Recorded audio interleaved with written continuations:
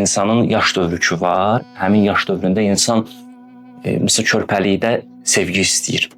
O ananın ona qayğısını istəyir, yemək istəyir. Bir dövrdən sonra oynamaq istəyir. Və mərhələ-mərhələ insanın istəkləri artır. Və insan da dindar cəmiyyətdə böyüdükcə, yetişdikcə müəyyən məsələlər onun üçün adiləşir. Bir dövrdə misal üçün İmam Hüseynin məclisinə gələndə onun içində olan o ehtiram, o hörmət, o belə deyək şövq bir müddətdən sonra aradan gedir.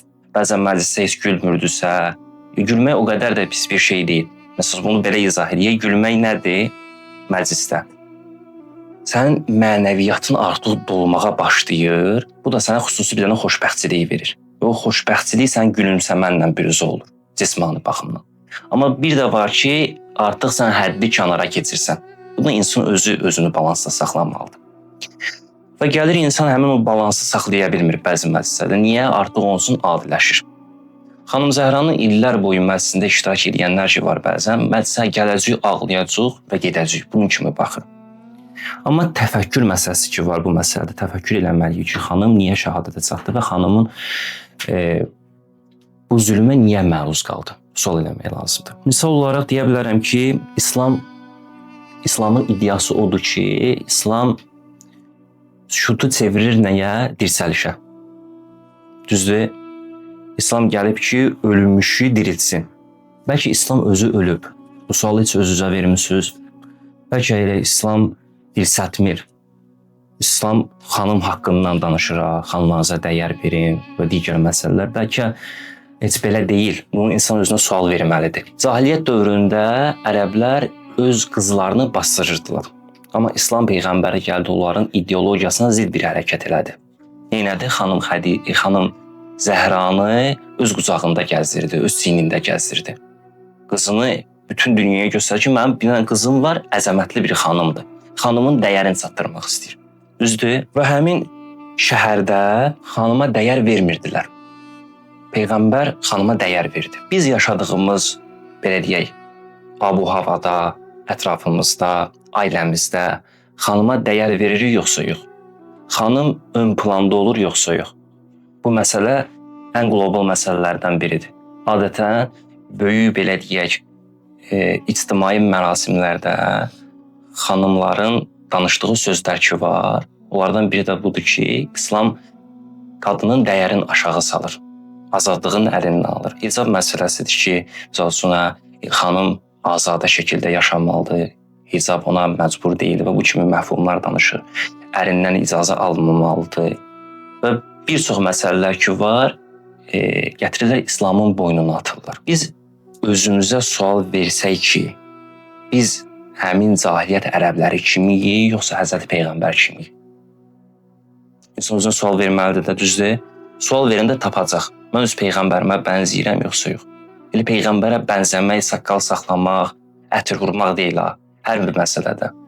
Mənim evimdə anam, bacım inkişaf eləmək istəyəndə, dərs oxumaq istəyəndə, universitetə daxil olmaq istəyəndə, mən onun qarşısını alıram, yoxsa var gücümlə çalışmağa başlayıram.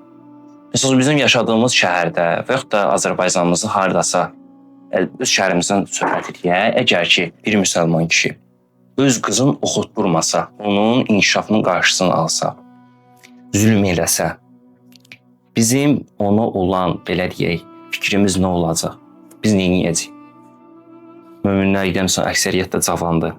Və bunu deyim ki, 10-15 il sonra məsciddə gördüyümüz ağsaqqalların, bizdən yaşca böyük olan insanların yerin biz tutmağa başlayacaq. Və bizlərlə yaşı dolan və bizdən balaca olan cavanlar ki var, gələcəklər bizə baxıb nəyisə bizdən örnək götürəcəklər. Çünki biz də məscidə gedəndə ilk dəfə möminləri, Kərbəlayıları, hacıları görəndə onlardan örnək götürürdük. Namaz qılmaq, dərs namaz almaq, davranış qaydaları və digər məsələlər. Və gələcəklər bizdən örnək götürəcəklər. Və bu məsələləri biz məsciddə və yaxud da möminlərin bir yerdə olduğu, insanların bir yerdə olduğu yerlərdə dilə gətirməsə, fikrimizi söyləməsə, nə baş verəcək? İslama biz də bir ləş atmış olacaq. Tarixdə Aminə Sədr adlı bir xanım var. Sədr ailəsindən.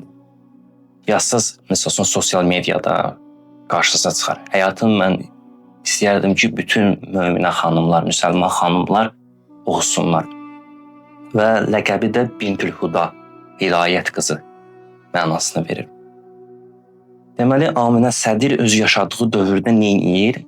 Əl-Ədv adlı bir jurnalda öz məqalələrin yazır.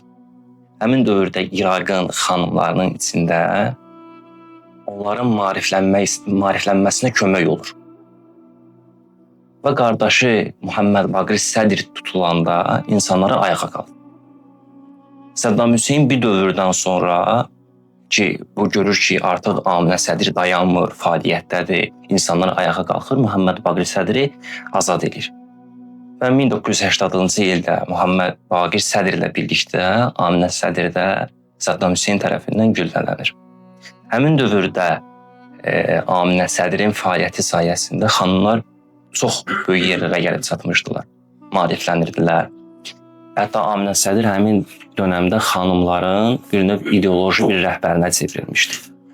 Xanıma dəyər verdikdə, xanıma onun kim olduğunu xatırlatdıqda, xanım elə bir varlığa çevrilir ki, İmam Hüseyn kimi bir insan yetişdirir.